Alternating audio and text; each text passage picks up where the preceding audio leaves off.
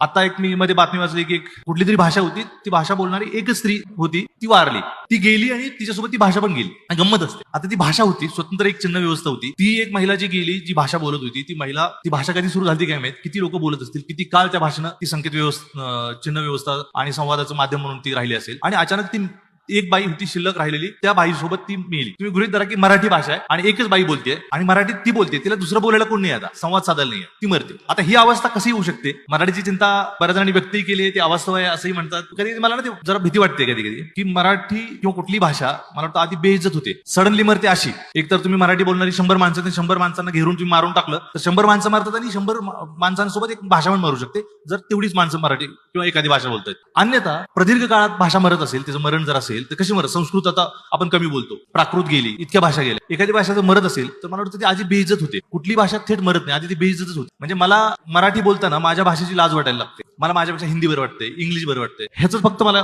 भीती वाटते. एक तर आपण मराठीत भेद करतो, नाही तर मग इज्जत देतो हिंदीला किंवा इंग्लिशला. प्रमाण भाषा हे खूप शेवटचं प्रकरण आहे, म्हणजे काय म्हणता येईल त्याला, एकदम सगळ्यात शेवटीचा कार्यक्रम आहे. आणि प्रमाण भाषा काय वाईट नाहीये, प्रमाण भाषा सगळ्या जगाला संवाद साधायला आहे, पण प्रमाण भाषा म्हणजेच भाषा असं नाहीये.